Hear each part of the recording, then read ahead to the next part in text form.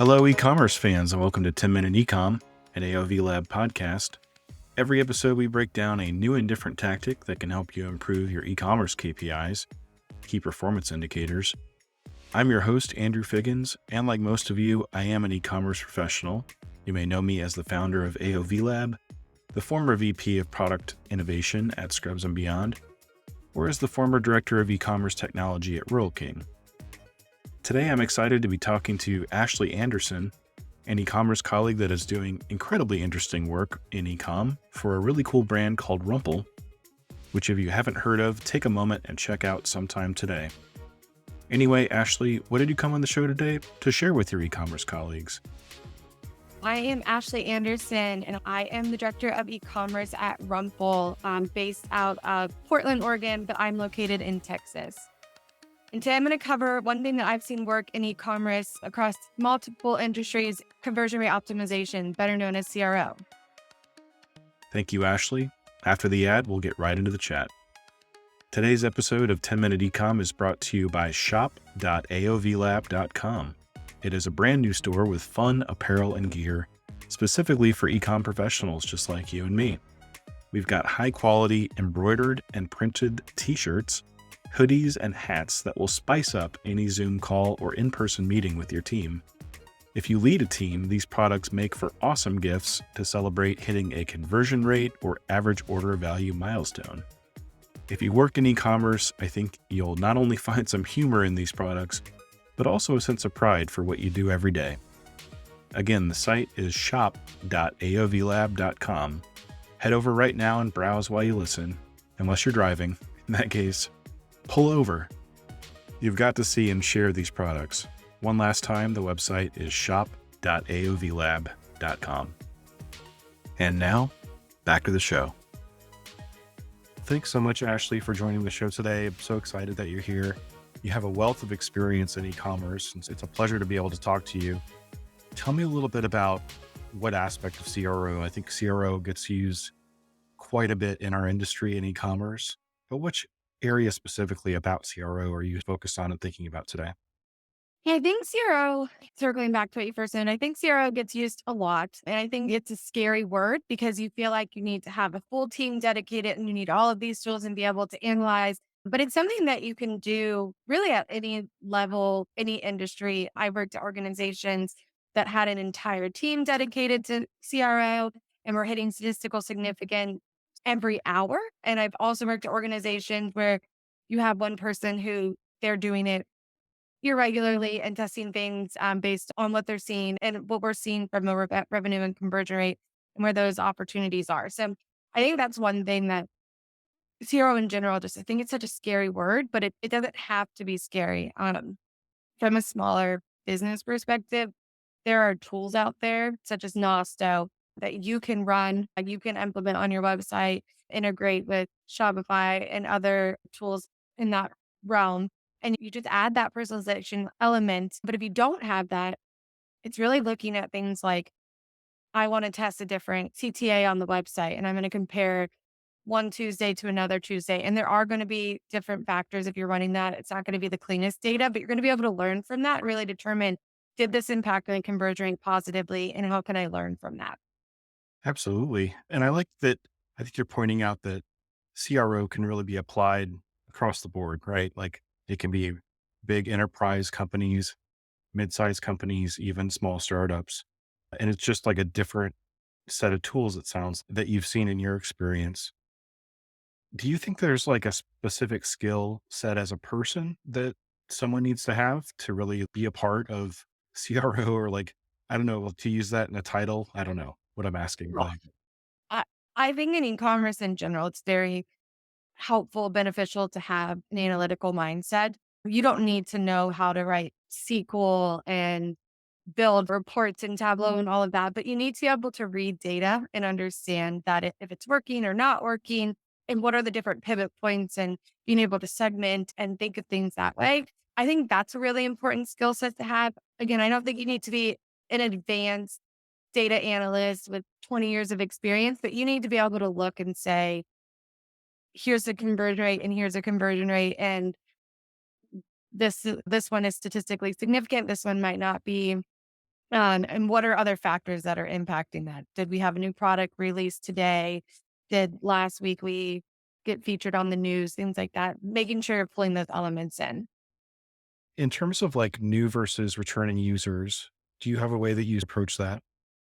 Yeah, those consumers are going to have different mindsets when they come to your website. A new user is learning more about your brand. They're going to be scrolling. They might not convert right away because they come from either an email or a Facebook ad, or they saw you on TV and they don't know about you. So they're going to treat your website very differently than a returning consumer who knows who you are, knows your product line, might be looking for a new product, might be thinking about what they can give somebody as a gift for Christmas, or the full funnel. So really, when you're thinking about new and existing users, it's what is their mindset when they go to the website? And then how do I improve upon that? Is that changing something in the nav bar for new users? And for things like that, you are going to have to use a tool like Nosto or Dynamic Yield or other tools, because there's a whole element of adding in additional pieces. But consumers are they could be changing the nav and adding something a little bit earlier versus later, or removing a step they land on a landing page and it drives directly to PDP versus a PLP and things like that.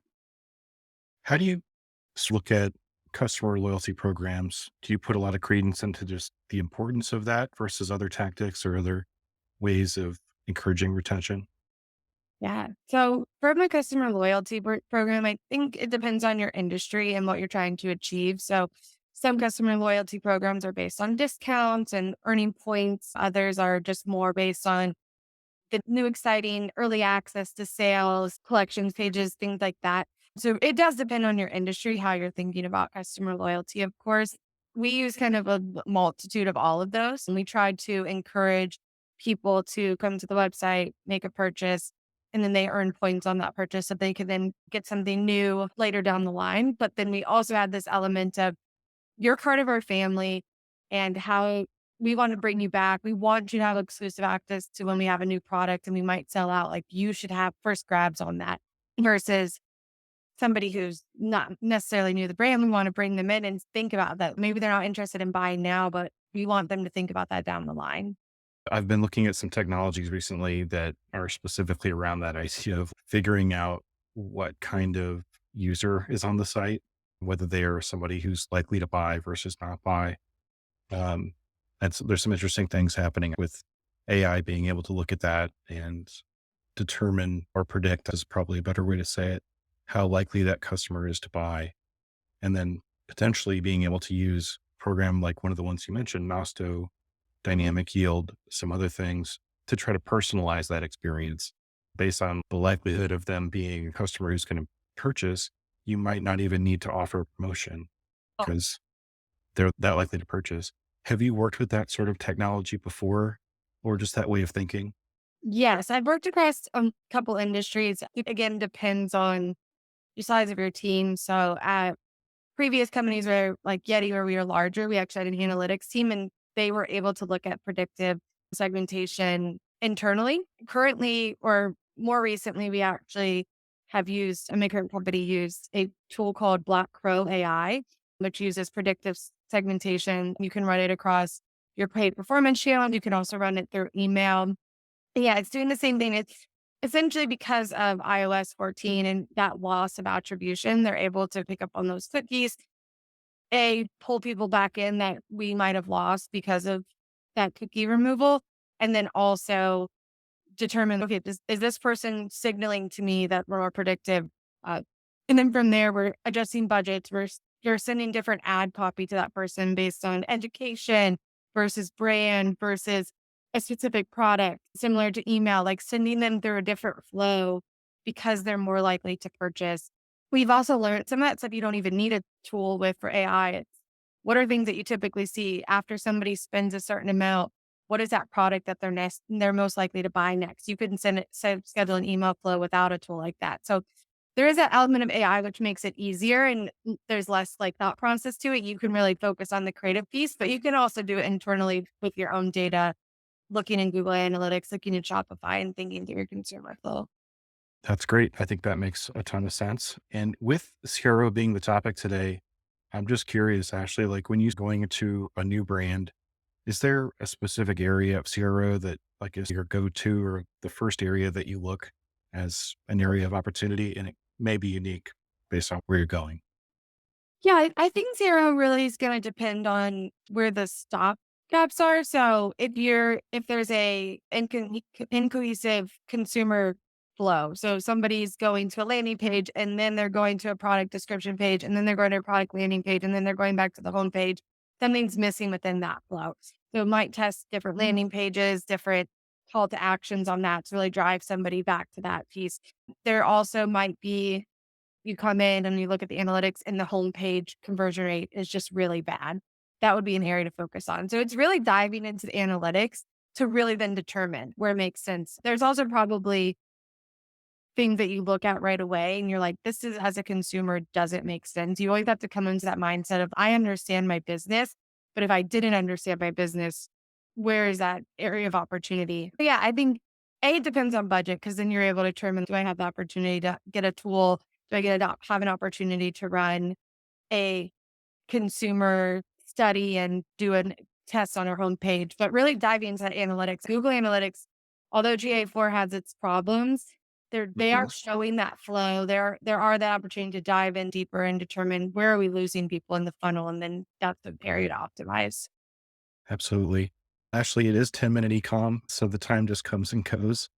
But I wanted to ask you before we head off today, is there anything else that you'd like to share with your colleagues in e-commerce?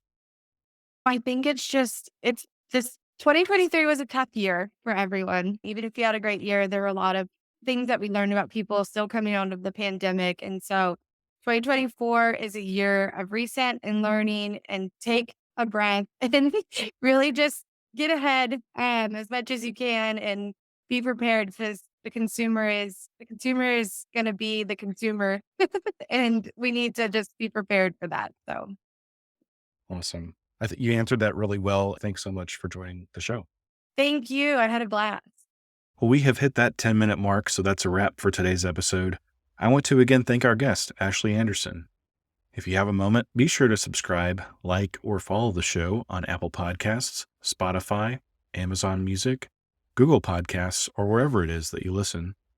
As mentioned earlier in the episode, please head on over to shop.aovlab.com, our brand new store that helps to support this podcast. It is launching with nearly 100 products, so plenty to choose from. Our top seller so far is a shirt that simply says Ecom on it. I wear it around my extended family, so I can point to it when my relatives ask me what I do. I hope you enjoyed this episode of the show. Until next time, this is Andrew Figgins signing off and saying, have a good one.